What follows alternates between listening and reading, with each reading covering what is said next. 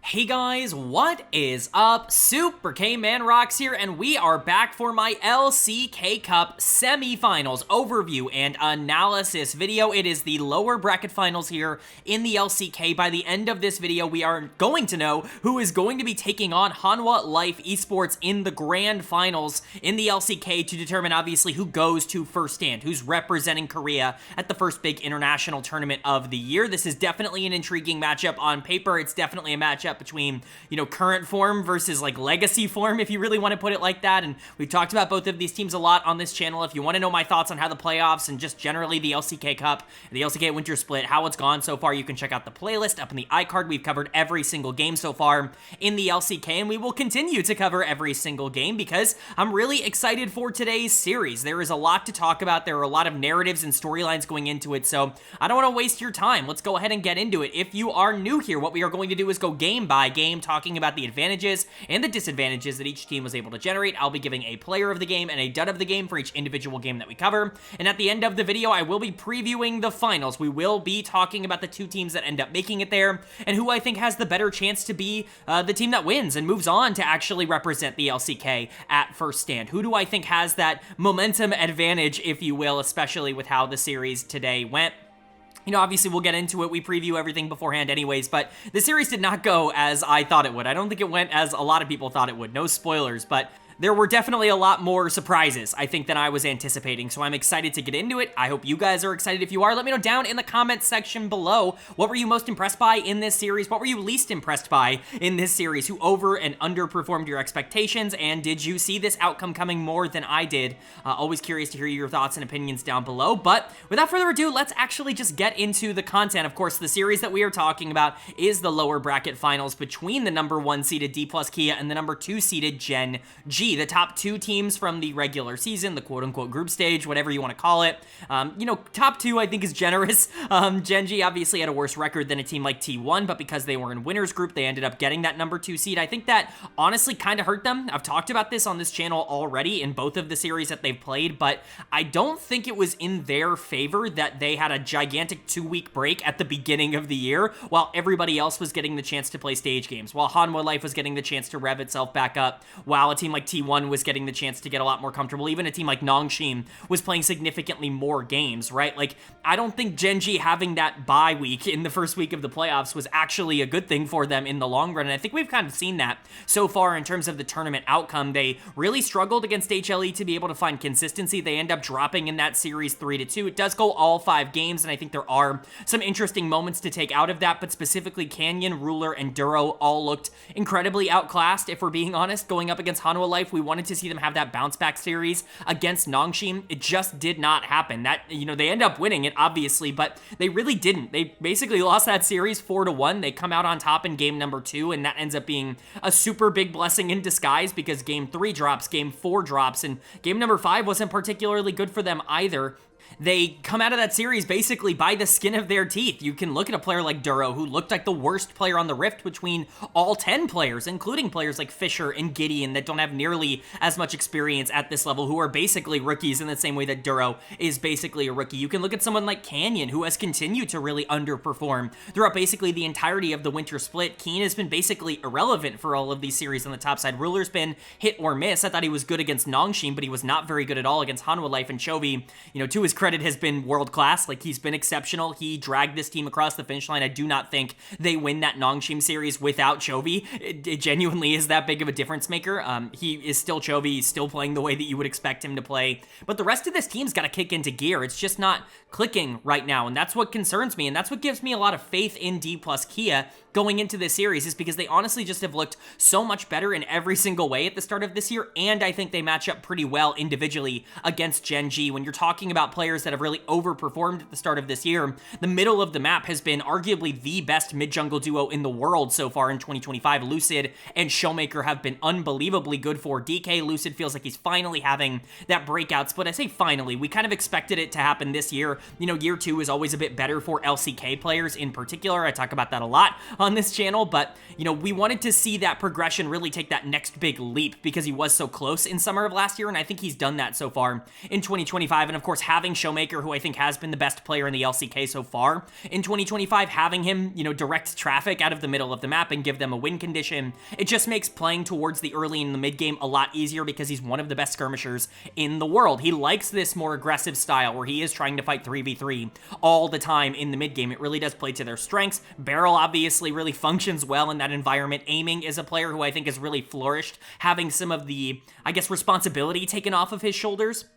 I was really critical of Aiming last year because I thought he was a bit of a stats merchant, if you will. The stats kind of did lie, in my opinion, when it came to Aiming's performance in 2024. I think he was given so many resources, and I think almost any player of his, you know, relative caliber would have done basically the exact same thing that he did in his situation. I don't think he was creating for himself, and I didn't really project that to be something that would be a huge positive for DK moving forward. But I think this role where it's like, okay, you can just be somebody that we kind of ignore in the early game, but we know is going to be super relevant in team fights in the back half of games. That is a perfect role for Aiming, and I think he is really working on that and fitting into this team perfectly. I think Shiwu has been basically everything you could ask for out of a rookie top laner. Like, things are just kind of going right for DK, really with the exception of the Hanwha Life series. That was their first best of loss all year long. They had not lost a best of 3. They had not lost a best of 5 up until that point, up until that, you know, winners finals. And so they are coming down here with, I guess, a bit less momentum, but honestly, they have significantly more momentum over the course of this year than Gen.G do, and I think they're in better form. They should be favorites to take this series, and I think if they lose, it's going to be a pretty big upset, and we'll see how that ends up going. But yeah, that was my prediction, was DK either 3-0 or 3-1. It felt like they are pretty heavily favorited, we'll just say, going into this series. We'll see if they can live up to that, or if Gen.G is going to be able to turn the tables on them. The only way to know is, of course, to go game by game, and that means starting with game number 1. So let's go ahead and get into it. The winner of game number 1 was Gen.G. They are going to take game number 1. They're going to pop out in this series and pick up a 1-0 lead and do it on red side. And not only that, do it in sub 24 minutes. This was a ridiculously impressive game number 1 here from Gen.G. They played basically perfectly. Like, you have to understand your comp's win condition, and I think they had a really good idea of where they wanted to put a lot of their resources. Both of these teams don't have a ridiculous amount of prio in the early game, but DK has a bunch of what I would consider to be winning lanes in the early game. You know, Jace Rumble is something that I've considered pro Jace for basically this entire channel's history. That has not been, like, statistically accurate so far over the course of 2025. Rumble's actually done really well into that matchup. It's something we'll continue to talk about, but that feels like it should be something that Jace is positive in. I don't think Ezreal and Alistar can really punish the Zeri all that much and stop her from, you know, really getting the ball rolling. In fact, the Rakan might be the most relevant champion in that lane early on, just depending on how things go. Xin Zhao Galio is definitely a stronger 2v2 early than Vi and Sylas, and so you're looking at this situation where DK probably has lane pressure, and they probably have a slight edge in the late game. I'm not going to say that they have a gigantic edge, because I think Gen.G's comp is way easier to execute. You have so many go buttons. You have, obviously, Rumble ultimate, but Vi ult, or Alistar engage, or even like Sylas stealing Rakan ultimate, or Galio ultimate, or something like that. You have so many different ways to get into the middle of this fight. If you're Gen.G, you have so many, like, go buttons is the way to put it. And DK, they have a much more difficult to execute idea that I think has higher upside if you do end up landing on it, which is, of course,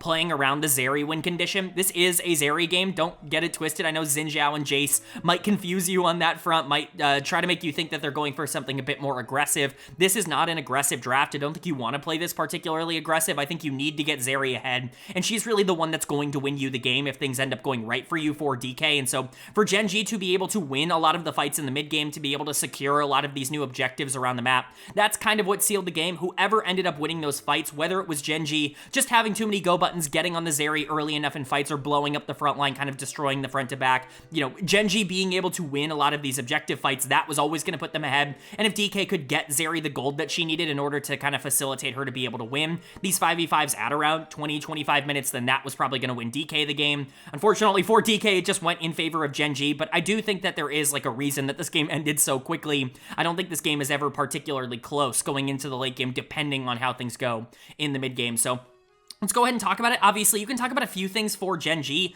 Keen and Duro are obviously the two players that jump out at you first because they were really the carries. Keen is the one that's going to get a lot of attention, but Duro is my player of the game for game number 1. We have given him a ton of criticism so far in the Winter Split, in the LCK Cup. A lot of it's deserved. He really has not been all that consistent. He's not been particularly good for this team, at least at their ambition level. He's been fine as a support. I think especially when you go back to the group stage, he was doing relatively okay. He wasn't running it down or anything, but he's coming in to replace this revolving door that has essentially been Lehens into Delight into Lehens, like world-class support after world-class support for this organization. He's been brought in to kind of be what Delight was, you know, to come in and be, you know, a number 1 support option for a team that just wants to try and get younger and less experienced at the position, and he has struggled out of the gate, basically in the same way that Delight did. He was not perfect from day number 1 either. He obviously figured things out and got really good on that Gen.G team, but Duro, I think, is starting to find his groove. I think this was a really good sign. Beryl is obviously a player that does give over a lot of resources to the enemy team and does give over a lot of resources specifically to the enemy support. There are a lot of times where Beryl can just get out-supported because he allows the enemy support to kind of do whatever they want on the map so that he can do whatever he wants on the map. That aggressive style is definitely a double-edged sword, but Duro took advantage of it heavily here. The Alistar engages were phenomenal, and again, I just think that the comp is so much easier to execute, especially when Duro has so many free engage opportunities on this Alistar, but Keen was definitely the damage carry, the main character, if you will, in terms of taking this one over. We've been waiting for Keen to kind of re-break out. He's not really ever had a split where he's just been average. He's mostly been a guy that's been at the top of the top lane rankings, regardless of how well his team is doing and regardless of how well the rest of the roster is doing. He can usually just win 1v1 and try to take over games late, regardless of if that's successful, but he's been kind of muted, I would say, over the course of the LCK Cup so far, the Winter Split. It's just not been like a typical Keen performance, if you really want to put it into that category. This is much more of what you would expect from Keen. Picking Rumble into a matchup where he's not got a ton of pressure early, or I wouldn't expect him to have a ton of pressure early, and just absolutely decimating a lot of these mid-game fights with perfect ultimates. That's what you want to see from Keen. Canyon was definitely better than Lucid. That's something I really wanted to track in this series because Lucid's actually had a really good track record in a Canyon when these two face off against each other. I talk about it a lot. It felt like Lucid really just learned a lot from Canyon when he was scrimming under him in 2023, and that very much played out in 2024 when these two teams played against each other. Canyon definitely, you know, striking first, we'll just say, in the series. Ruler was great, ton of damage, especially in the back half on Ezreal. And then Chovy was fine. When Chovy's the player that I'm mentioning last, that's a really good place to be because Showmaker wasn't particularly relevant on the other side of this. I think overall, Gen.G just had a very well-rounded and strong game, and DK just wasn't able to get their win condition online enough. Aiming was strong, and he did have a lot of resources, but he was the only one with resources, and unfortunately, it was just too easy to be able to get onto the Zeri and stop that from really being a huge problem, right? Like, you have a lot of tools to be able to lock on. Like, Vi Ultimate alone is a big problem for Zeri to be able to try and overcome, let alone like Rakan stealing, you know, or I guess Silas stealing Rakan Ultimate is what I meant to say. Like, there are just a ton of ways to cause problems for this Zeri as this game continues to go on, and Aiming just can't carry by himself. I'm not going to sit here and blame Aiming. He was great on the Zeri in this game. He did everything he needed to do mechanically speaking, but absolutely nobody else showed up here. Shiwu was going to get my dud of the game on the top side on the Jace. Like I said, this should be a better matchup than it ends up being, but Jace has not looked particularly good at the pro level. I was going to say in the LCK, but it's really not looked good in other regions either, and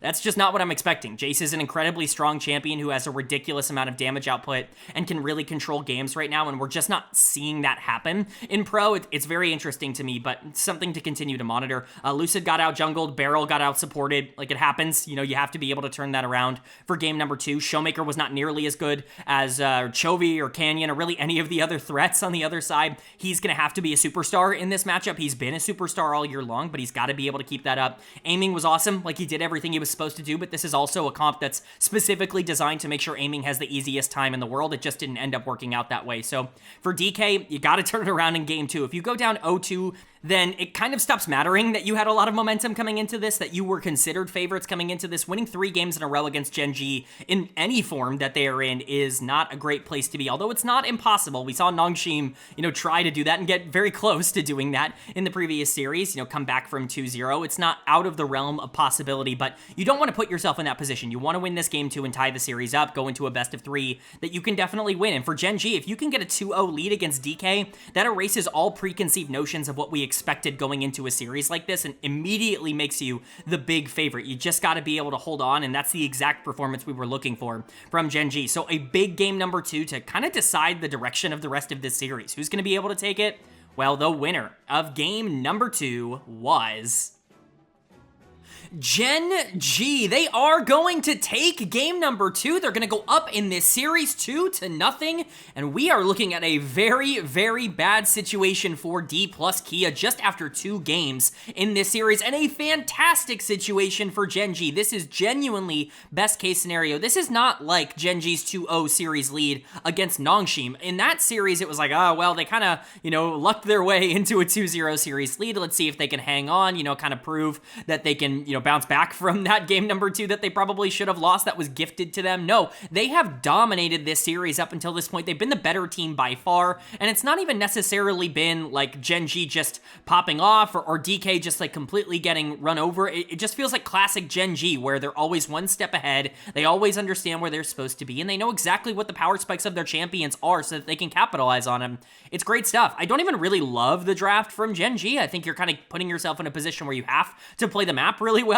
You got to play around the Aurora and Cassante and Varus and a lot of these situations really well, unless you're really far ahead. Luckily for them, they were really far ahead, and so they didn't have to be quite as careful around the map, but I think DK's draft is probably a bit easier to execute on. I'm not the biggest fan in the world of Azir and Kai'Sa. I just don't really love this idea of playing for late game 5v5s against a team that has already shown in this series that they are going to come out and try to skirmish with you early. If you were in that like Gen.G Nongshim series and you drafted for late game scaling, then yeah, I kind of understand that, because every single one of those games was going to go 35 plus minutes. That's just how the games were going that day. That's how both teams were playing. That doesn't really seem to be the case here, and I don't think you can get away with that nearly as much in this series, which I guess was kind of the case. Again, even if I don't hate the draft, I think from a baseline standpoint, you know, Azir, Kai'Sa, this is a pretty good game for them. This is a pretty decent matchup for them to be able to take over in 5v5s in terms of like ease of execution later on. It just didn't end up happening that way, and that's 2 games in a row for Gen.G on red side. So let's go ahead and talk about it. Player of the game for me is going to go to Keen in the top lane. He is popping off in this series. He's looking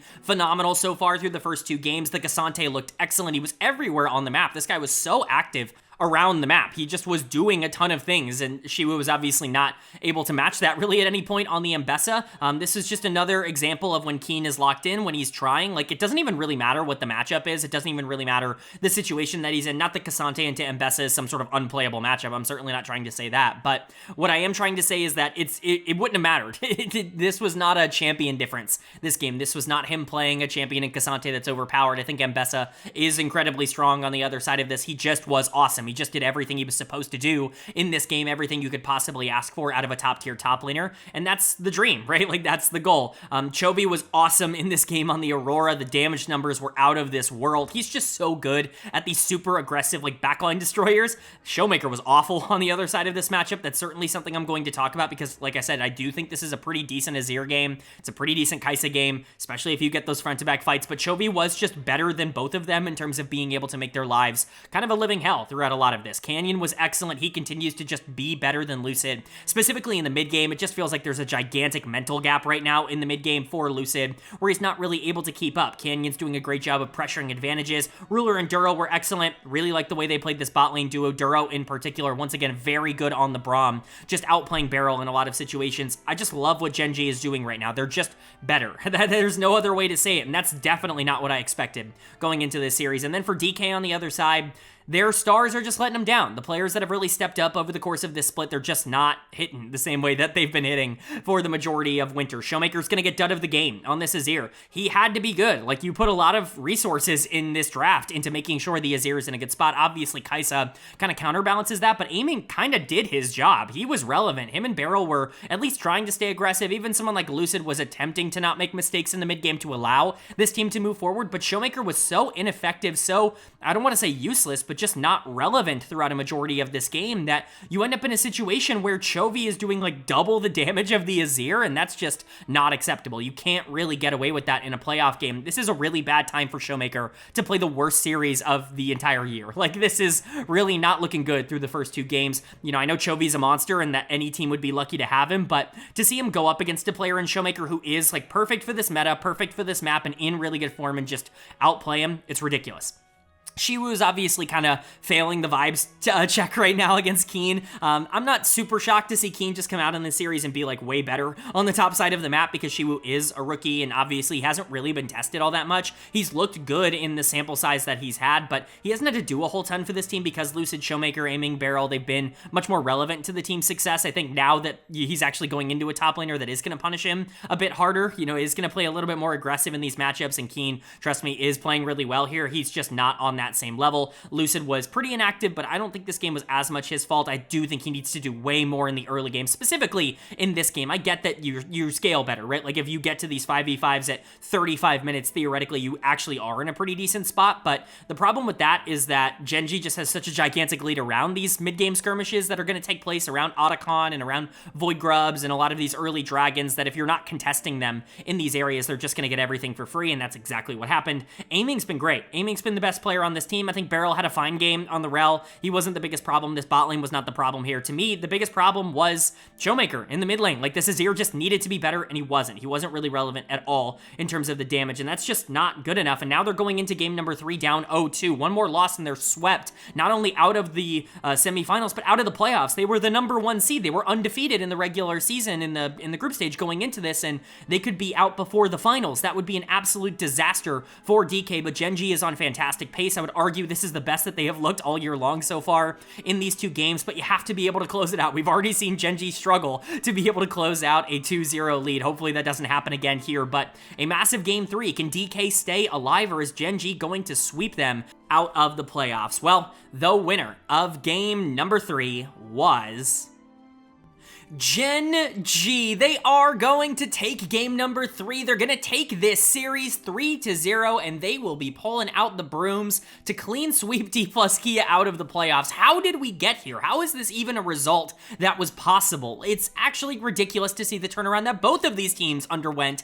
obviously in opposite directions. Gen.G just completely turning around their form, looking incredible, you know, beating DK 3 games in a row, all sub 30-minute games, like dominant performances, better in basically every aspect, like all the good stuff that you could possibly want. And for DK, how do you get to the point where you are just getting absolutely eviscerated in the mid game? Like, that was your strength coming into this series. That was the reason we looked at you as a team that was legit, because mid game is so important in the meta right now, and you were probably the best mid game team in the world, and here we are. Like, it feels so strange to be able to, you know, say that we got to this destination this way, but congratulations to Gen.G. They looked incredible across this entire series, and DK really never felt like they could keep up. It was really just Aiming who was even remotely attempting to do anything throughout this series. So let's go ahead and talk about it. Player of the game for me in game 3 is going to go to Ruler on the Ashe. It felt like he was the most relevant person in the game, maybe outside of the Misfortune, who was doing a ridiculous amount of damage on the other side of that. This is also not a great matchup for Ashe. I've never liked Ashe into Misfortune. This is a pretty notoriously good Misfortune matchup,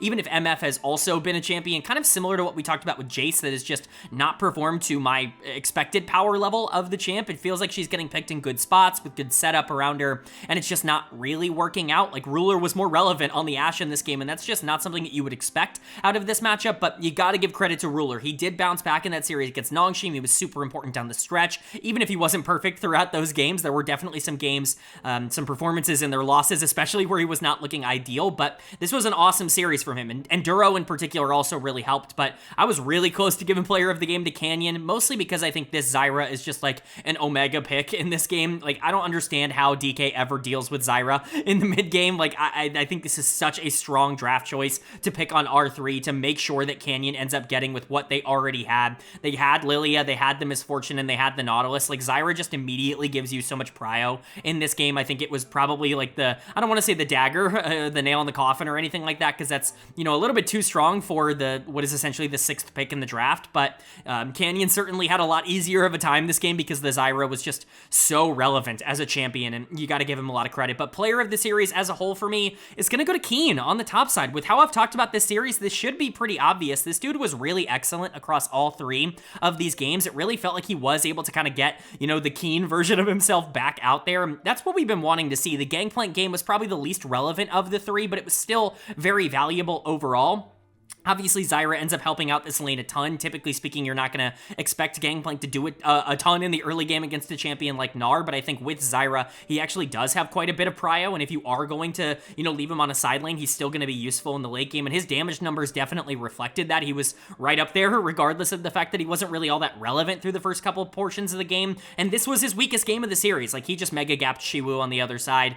This was not a particularly close top lane matchup. Chovy was way better than Showmaker, but I didn't even have to bring him up all that much. Duro was one of the best players on the Rift in this series. I think he has a conversation for being player of the series overall, for being the best player across all 3 of these games. He was that consistent. I think this was just a great performance from Gen.G and basically everything you could have possibly wanted to see out of them against DK. They are going into the finals with more momentum than they've had at any point so far in 2025, and that is a really nice place to be. And then for DK, I mean, the wheels didn't only fall off, they blew off in a gigantic explosion. This was a disaster. This was not good for them. This is such a disappointing finish, and I know DK fans are unfortunately getting very used to disappointing playoff finishes, but this just feels personal at this point, where Showmaker just has the worst series that he has had in many moons. Even when they were losing, typically speaking, Showmaker was good over the past couple of years, but he just gets completely outplayed, completely tossed around in this series. He's obviously done of the game here in Game 3. I don't even think this one is up for debate. He was awful on the Rise, and Rise has been such a strong pick for Dplus KIA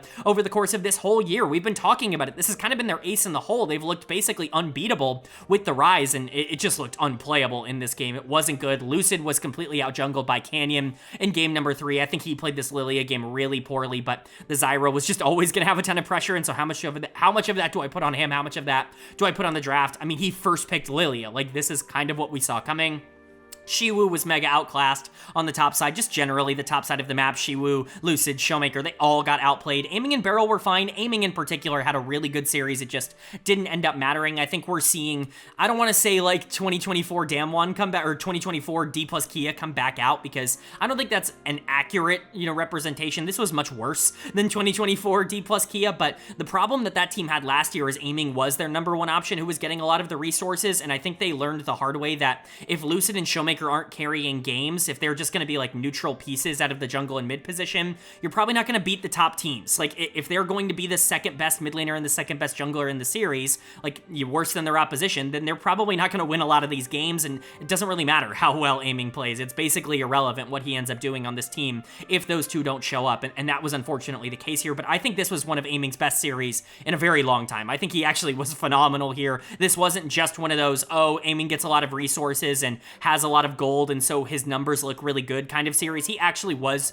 being proactive and doing a lot of things that I sometimes criticize him for not doing. Honestly, I just was overall impressed with Aiming, but it didn't matter. Everybody else on this team, maybe with the exception of Beryl, who wasn't all that bad, was just atrocious. Showmaker was awful. Lucid was way worse than Canyon, and Xiwu got completely outplayed. It's just going to happen. If you're going to play like this, that's what's going to happen. Hopefully, this team can build on this. I think they really wanted to be the team to represent the LCK at first stand, but they're not going to have that opportunity. They are going to end the winter split in 3rd place, and Gen.G will be moving on to the finals. We'll preview that in just a second, but, congratulations to this team. You just have to be really excited for a team that has kind of been counted out, I'd say. Obviously, not a lot of people expected them to come out and win this series, let alone dominate it in the way that they did with how they had played so far in the playoffs, but leave it to Gen.G to be able to step up domestically when it matters the most. This team is always in the finals. There's nothing that can stop them from getting to that final series, and that's once again the case here.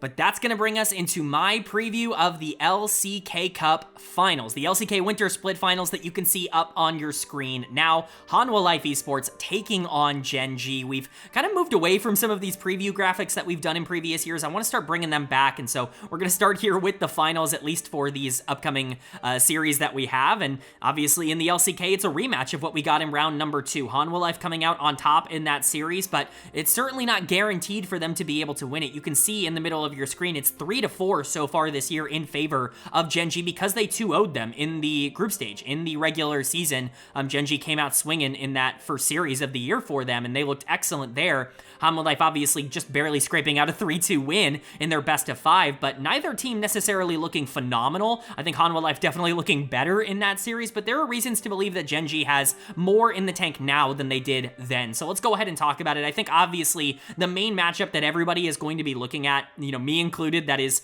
really going to decide the series is going to be Zeka versus Chovy in the mid lane. This is the matchup of the series. If Zeka is going to pop off and have another fantastic finals performance, as has become so regular, so routine for him at this point, then Hanwha Life is probably going to be able to come out on top in this series. That's exactly what he did against Gen.G in their previous series, was he just stepped up when it mattered the most. And I think when you look at the champions that he's been playing, it's a lot of comfort, right? It's a lot of Azir, it's a lot of Yone, it's a lot of these things that can really be set up to carry in the mid and late game. Obviously the Galio kind of sprinkled in there as well, but if Zeka's going to pop off, if he's going to be the best player in this series, that is a major feather in the cap of Hanwha Life. But Chovy obviously is Chovy. Like, if he steps up and dominates the finals, well, he's done it before. He's done it plenty of times before. This guy is an LCK title machine, and as much as we talk about Zeka stepping up in these big moments, the reason we say that Zeka is a big game performer is because his normal performance is below the likes of Chovy. It is below the likes of, like, what you would typically associate with, like, Faker in his prime. He hasn't been that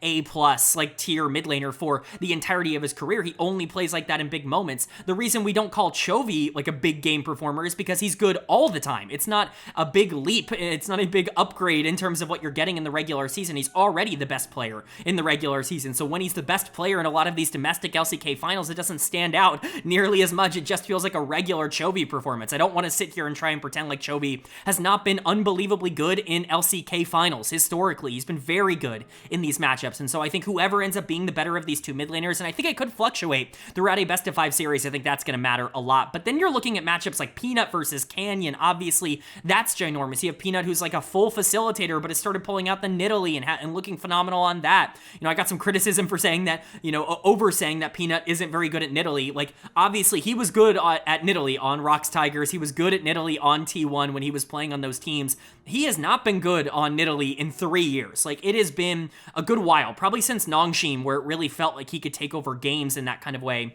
on that champion. It's really nice to see him have that back in his tool belt because he was so bad at it last year. But Canyon, obviously can play Nidalee as well. It's going to be a highly contested pick in this series. Xin Zhao has been much better for Gen.G than it has been for Hanwha Life. It's just going to be interesting to see the direction that ends up going. It's basically polar opposite styles. Canyon being much more of a carry, aggressive focused player, and Peanut being much more of a facilitative focused jungler. So obviously, always excited to see that. Keen versus Zeus is a very fun matchup. This went very much in favor of Zeus the first time these two teams played, but Keen obviously just leveled up super hard in the semifinals, just had the best series he's played all year. If he's in good form, that's going to be a very fun one to watch, even with Zeus always stepping up in these domestic finals. And then Viper and Delight versus Ruler and Duro. You would imagine Duro is going to struggle as he did against Hanwha Life the first time around, but again, Ruler's in better form. I think Duro just had a very nice series, and Viper and Delight, while they are phenomenal, and Delight right now, in my opinion, is playing like the best support in the world, like, I don't think they're unbeatable. We have seen in the past Viper struggling to be able to maintain consistency when he's going into an AD carry that is going to pressure him in the early game and he's not receiving like